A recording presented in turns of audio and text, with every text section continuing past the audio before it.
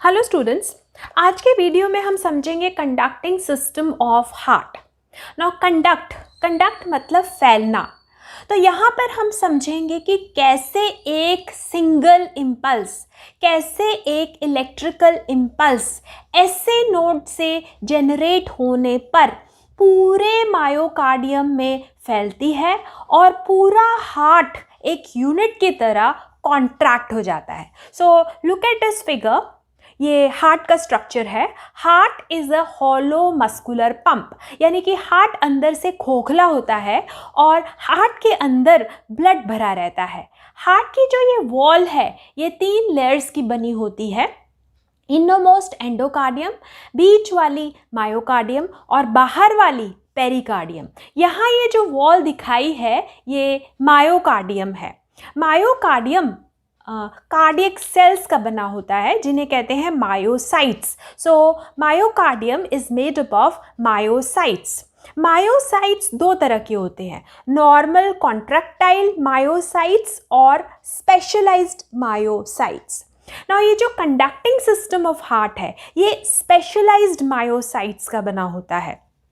तो पहले देखते हैं कि कंडक्टिंग सिस्टम ऑफ हार्ट के क्या एलिमेंट्स हैं, कौन से कंपोनेंट्स हैं जो कि कंडक्टिंग सिस्टम ऑफ हार्ट बनाते हैं। सबसे पहला most important component of conducting system of the heart is the sinoatrial node, जिसे बोलते हैं एसए नोड। उसके बाद एट्रियोवेंट्रिकुलर नोड यानी कि एवी नोड, उससे ओरिजिनेट होता है बंडल ऑफ हिस। ये बंडल 2 ब्रांचेस में डिवाइड होता है, लेफ्ट बंडल ब्रांच और right bundle branch. And finally ये छोटे छोटे फाइबर्स यहाँ से निकलते हैं, उनको बोलते हैं परकिंजे फाइबर्स। तो इस तरह ये जो कंडक्टिंग सिस्टम ऑफ हार्ट है ये पूरे मायोकार्डियम में फैला रहता है। ना इस कंडक्टिंग सिस्टम के जो कंपोनेंट्स हैं, SA node, AV node, bundle of His, left bundle branch and Purkinje fibre, ये स्पेशलाइज्ड मायोसाइट्स के बने हैं। इसके अलावा ये जो पूरा मायोकार्डियम है ये नॉर्मल कॉन्ट्रैक्टाइल मायोसाइट्स का बना होता है। नाउ इस पूरे हार्ट की पंपिंग या फिर पूरे हार्ट की फंक्शनिंग को एसए नोड रेगुलेट करती है। एसए नोड न्यूरोमस्कुलर मायोसाइट्स यानी कि स्पेशलाइज्ड मायोसाइट्स की बनी होती है। एसए नोड की एक बहुत स्पेशल प्रॉपर्टी है ऑटोमेटिसिटी। ऑटोमेटिसिटी यानी कि अपने आप। एसए नोड अपने आप इम्पल्सेस या फिर हम कहें इलेक्ट्रिकल सिग्नल्स जनरेट करती है। एसए नोड को इम्पल्स प्रोड्यूस करने के लिए ब्रेन या फिर हॉर्मोन्स की कोई ज़रूरत नहीं होती। हर एक इम्पल्स जो एसए नोड से जनरेट होती है वो पूरे के पूरे मायोकार्डियम में हर डायरेक्शन में फैलती है, यानी कि वो हर जगह मायोकार्डियम में कंडक्ट होती है। ये इम्पल्स जो एसए नोड से जनरेट हुई ये मायोकार्डियम के सभी मायोसाइट्स को डीपोलराइज यानी कि कॉन्ट्रैक्ट होने का सिग्नल देती है। तो ये जो इम्पल्स एसए नोड से जनरेट हुई वो सबसे पहले राइट और लेफ्ट एट्रिया की वॉल में फैलती है। लगभग 0.1 सेकेंड में ये इम्पल्स एसए नोड से एवी नोड तक पहुंचती है और इस 0.1 सेकेंड में ये दोनों एट्रिया कॉन्ट्रैक्ट होते हैं और एट्रिया का सारा ब्लड वेंट्रिकल्स में पहुंच जाता है। एवी बंडल से ये इम्पल्स 0.3 सेकेंड के अंदर bundle of his, right and left bundle branch और फिर फाइनली परकिंजे फाइबर्स तक पहुंचती है।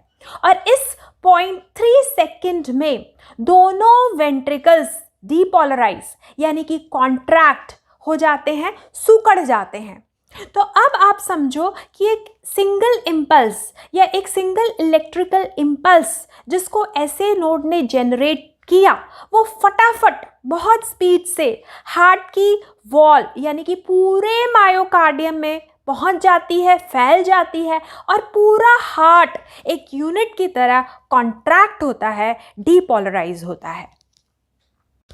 अब हर 1 मिनट में एसए नोड 60 से 80 इलेक्ट्रिकल इम्पल्सेस जनरेट करती है।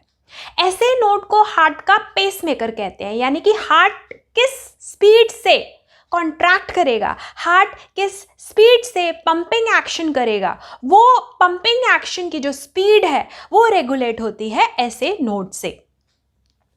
अगर 1 मिनट में ऐसे नोड ने 72 इम्पल्सेस जनरेट की तो 1 मिनट में ये पूरा का पूरा हार्ट 72 टाइम्स कॉन्ट्रैक्ट होगा, 72 टाइम्स डीपोलराइज होगा, यानी कि 72 टाइम्स हार्ट ब्लड को पंप करेगा और हार्ट रेट हो जाएगा 72 बीट्स पर मिनट।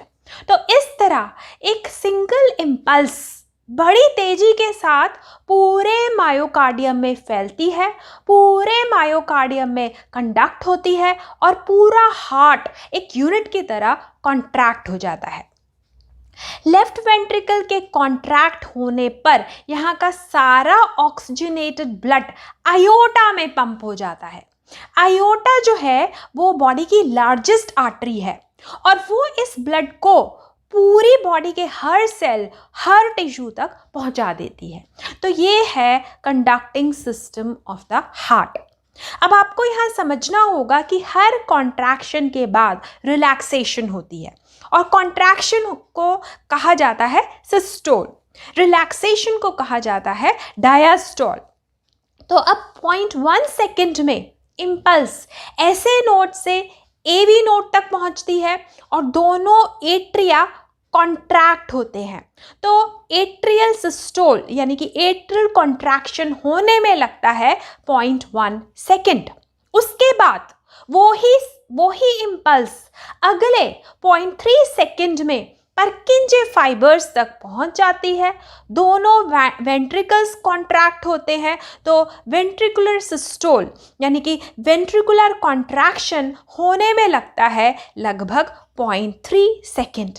और इसके बाद होता है कंप्लीट कार्डियक डायस्टोल, यानी कि सारे मायोसाइट्स रिलैक्स करते हैं। ये सारे myocytes for about 0.4 second relax करते हैं। तो कंप्लीट कार्डियक डायस्टोल का जो टाइम पीरियड होता है वो है 0.4 सेकेंड। तो ये है conducting system of the heart. अगर ये वीडियो आपको अच्छा लगे तो इसको लाइक, सब्सक्राइब और शेयर ज़रूर करें। Thanks for watching this video.